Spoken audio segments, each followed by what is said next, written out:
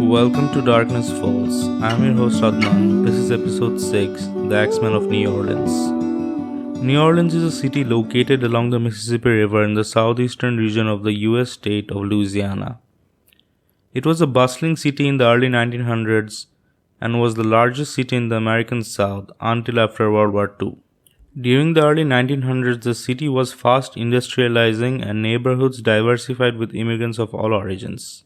On 22nd May 1918, 28-year-old Andrew Maggio got the news of being drafted to fight in the First World War. The thought of going off to war terrified him and he spent the evening drinking in a bar.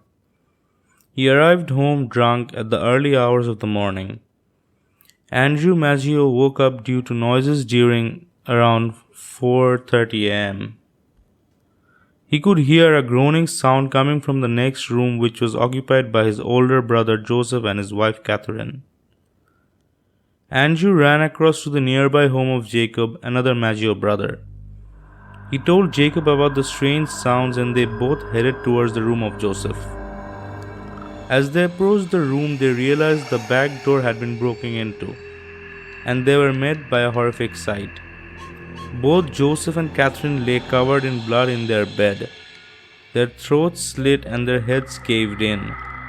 Catherine's injuries were so severe she was nearly decapitated, and Joseph clung to life for a few more hours before finally passing. Their throats were cut with a straight razor, and Catherine asphyxiated on her own blood as she bled out. In the apartment, law enforcement agents found the bloody clothes of the murderer, as he had obviously changed into a clean set of clothes before fleeing the scene. A complete search of the premises was not completed by police after the bodies were removed. Yet later, the bloody razor was found on the lawn of neighboring property. Robbery was quickly ruled out as the motive of the murders, as money and valuables left in plain sight were not stolen by the intruder. The razor used to slit the throat of the victims belonged to Andrew Maggio. He worked as a barber and he supposedly removed the razor from the shop 2 days ago, according to an employee. He immediately became a suspect in the murders. The police investigation was led by a new chief, Frank T. Mooney. A number of clever attacks occurred in New Orleans in the past few years, but the new police chief was reluctant to connect those with the Maggio murders. He focused solely on Andrew Maggio. However, the case against Andrew was based purely on conjecture, and without a clear motive or any evidence, the police were eventually forced to release him. Just after a month, the Axeman struck New Orleans again. John Zanka was a baker who made regular deliveries to Bezumer's store. On the morning of 27 June, John Zanka was delivering and was shocked to find the owner, a 60-year-old Polish immigrant named Louis Bezumer, covered in blood. As he opened the door, Zanka asked Bezumer what happened, but he seemed unconcerned about his injuries or the fate of his wife, 29-year-old Harriet Lowe, who Zanka discovered lying in a pool of blood but was also still alive. Both were taken to hospital, and Bezumer said that he had been attacked with his own axe by a mystery intruder. The police did find that his back door had been broken into using a chisel that had been left at the scene, but they were suspicious of Bezumer because he had significantly less severe injuries than his wife. Their suspicions were further aroused when letters in various different languages were discovered in his possession, and the delirious Harriet Lowe claimed he was a German spy, a severe charge at a time when the US was at war with Germany. The story got more bizarre a few days after the attack when another woman claiming to be Bezumer's wife turned up in the city, and it was discovered that Harriet Lowe was in fact Bezumer's mistress. Police arrested an African American store clerk but released him due to lack of evidence and firmly pinned their focus on Bezumer. Harriet died in August after complications from surgery, and the entire case against Bezumer rested on her contradicting statements, which had all been given while she had severe head injuries and was heavily sedated. Bezumer was acquitted at trial in 1919 after the jury deliberated for only 10 minutes, and the detectives who interviewed Lowe were demoted for their shoddy work. While Bezumer was in prison awaiting trial, more people had fallen victim to gruesome attacks. The next attack of New Orleans was particularly brutal and senseless. It didn't fit the pattern as well. On August 5, 1918, a pregnant woman named Schneider awoke from her sleep to see an axe coming down on her head. Schneider and her husband, a local businessman, were expecting their first child within weeks. When her husband arrived home, he found his wife close to death and rushed her to the hospital. She remembered little of use to the police and told a simple tale of being struck and left to die. Somehow, Mrs. Schneider and her unborn child survived. She gave birth to a girl a few weeks later. The previous victims were involved in the grocery business, but the Schneiders weren't, thus not fitting the pattern of the serial killer. It was then suggested that the killer acted simply on bloodlust. Police determined that the weapon used to attack Schneider had not been an axe at all. The intruder had used a lamp to hit her over the head several times. The killer never brought his own axe to a murder scene, and it is possible he used a lamp in the Schneider attack because he could not find an axe. The police were reluctant to connect the attacks, but as far as the New Orleans press was concerned, the killings were all related, and they had a new moniker for the culprit. Days after the Schneider attack, the Times-Picayune printed a headline in which they labeled the killer as the Axeman for the first time. The people of the city bought copies, terrified at the prospect of a gruesome serial killer lurking around their neighborhoods. Within just a few days, the Axeman would justify their fears. On August 10, 1918, 5 days after Mrs. Schneider was attacked, 15-year-old Pauline Bruno was woken by the sound of a commotion coming from inside her small house. As Pauline sat up in bed, she saw a man standing in a doorway, and as her eyes adjusted to the darkness, she was just about to be able to make out his features, tall, heavy-set, and wearing dark clothes. Pauline screamed, waking her younger sister Mary, who also spotted the stranger. The shadowy figure hesitated for a moment, as if deciding whether or not to shut up the girls by attacking them, but eventually decided to flee. In his place, the girl's uncle, 31-year-old Joe Romano, an Italian barber, stumbled into the doorway clutching his face. The girls immediately called for help, and Joe was even able to walk out of the house himself.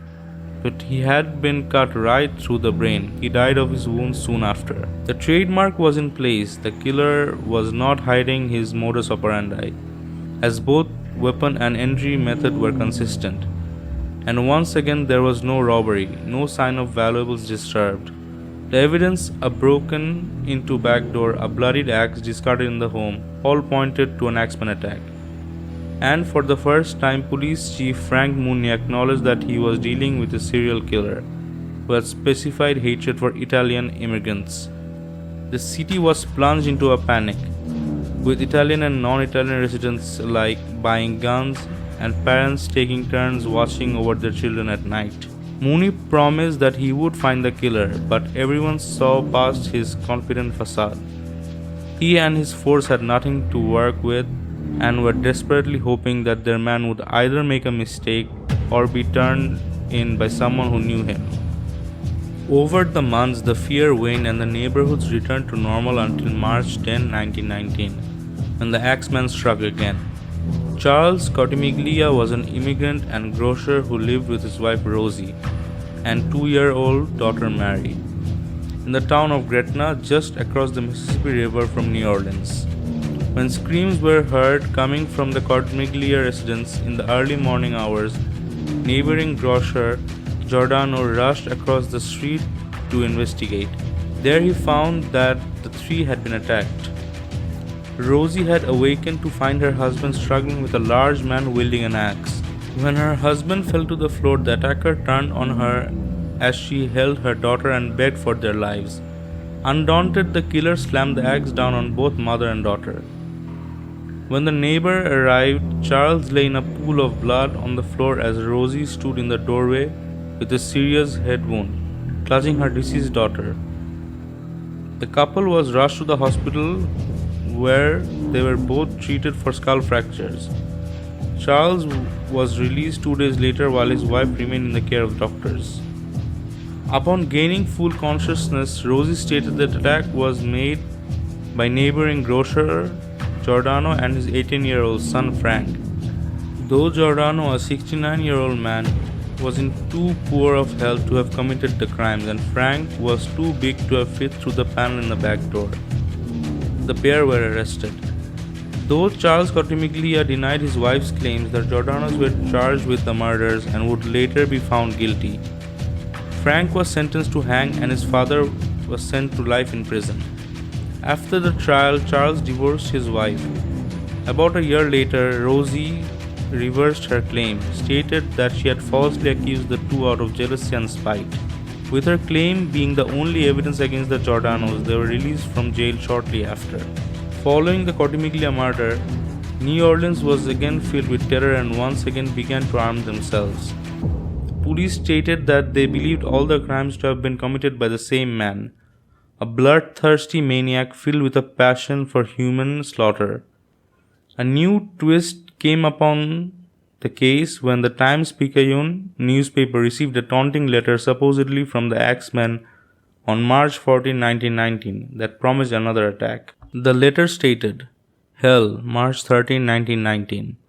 Esteemed mortal, they have never caught me and they never will. They have never seen me, for I am invisible, even as the ether that surrounds your earth. I am not a human being but a spirit and a demon from the hottest hell. I am what you Orleanians and your foolish police call the Axeman. When I see fit, I shall come and claim other victims. I alone know whom they shall be. I shall leave no clue except my bloody axe, smeared with blood and brains of he whom I have sent below to keep me company. If you wish, you may tell the police to be careful not to rile me. Of course, I am a reasonable spirit. I take no offense at the way they have conducted in their investigation in the past. In fact, they have been so utterly stupid as to not only amuse me but His Satanic Majesty, Francis Joseph, etc. But tell them to be aware. Let them not try to discover what I am, for it was better that they were never born than to incur the wrath of the Axeman. I don't think there is any need of such a warning, for I feel sure the police will always dodge me, as they have in the past. They are wise and know how to keep away from all harm.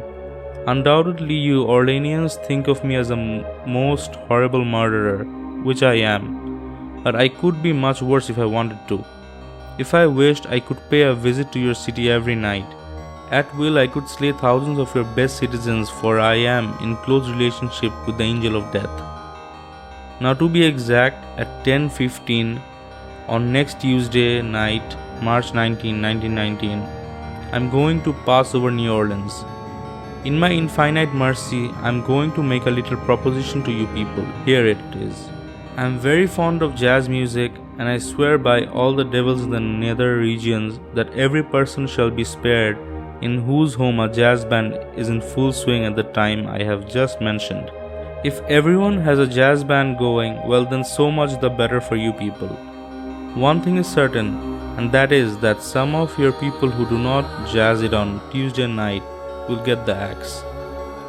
Well, as I am cold and crave the warmth of my native Tartarus, and it is about me I leave your earthly home, I will cease my discourse, hoping that thou wilt publish this, that it may go well with thee. I have been and will be the worst spirit that have ever existed either in fact or realm of fancy, the Axeman. The citizens of New Orleans did in fact play jazz. If they were not able to do so from home, they went to the nearest venue. Legends recount that March 18 was the loudest night in New Orleans history.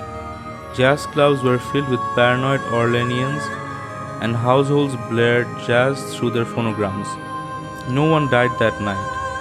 A local jazz musician named Joseph even wrote a song to scare off the Axeman titled "The Mysterious Axeman's Jazz." Don't scare me, Papa. The song was a hit and made him lots of cash, leading to theories that Joseph himself wrote the satanic letter to boost jazz's popularity. For several weeks, all was quiet, but people still lived in fear. On August 10, 1919, another grocer named Steve Boca was attacked in his bedroom as he slept. Boca awoke during the night to find a dark figure looming over his bed. Suffering from a blow from an axe, he survived and upon regaining consciousness ran to the home of his neighbor Frank, where he lost consciousness and collapsed. He was then treated for his injuries but was unable to remember the details of the attack.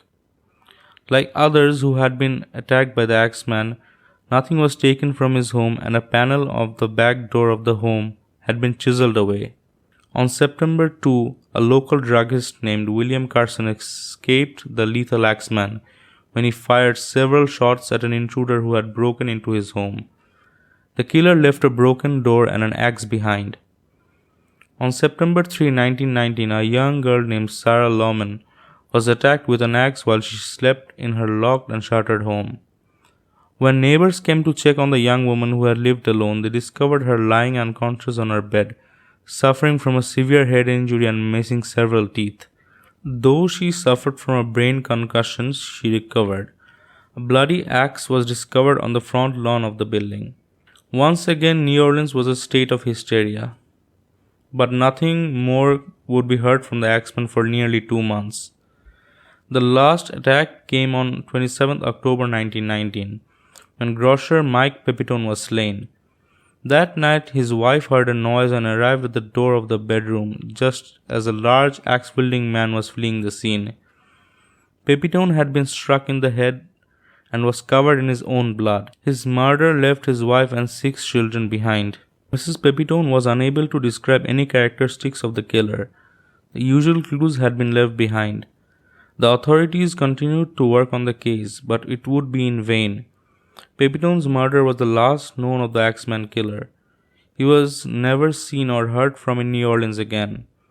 While the Axeman disappeared, the Italians of New Orleans didn't. They continued to prosper and make their mark in American society.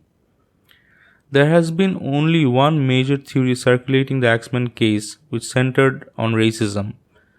There was an explicit discrimination against the Italian immigrant community during this time. One theory holds that the attacks were racially motivated, given that the most of victims were Italian American immigrants who had been facing a general wave of bigotry in the US during that era. Additionally, because of the Italian angle, investigators also questioned whether or not the attacks were mafia related. However, these notions could never be proven true. There was also a theory circulated by superstitious people that the Axeman was indeed a demon. His ability to appear in people's houses in the middle of the night and vanish just as easily had some believing the Axeman was actually what he said in his letter to the press, the worst spirit that ever existed either in fact or realm of fancy. Today, the Axeman of New Orleans is a lesser-known serial killer in comparison to Zodiac and Jack the Ripper. But as legends do, he persists in haunting the citizens of New Orleans. The killer's violent, jazz-loving legacy continues to haunt popular culture to this day. American Horror Story Coven and the originals have each featured the Axeman as a character. The secret identity of the jazz-loving, Italy-hating Axeman of New Orleans will likely stay a mystery forever. While certainly obscured, the strange unsolved case of the Axeman of New Orleans is undoubtedly never forgotten. Thank you for listening to Darkness Falls. Please subscribe and share this episode as it will really help to boost this podcast. You can keep an eye on Darkness Falls podcast on YouTube and Facebook for future episode. You can also follow Darkness Falls Pod on Instagram. Thank you all and I'll see you next time.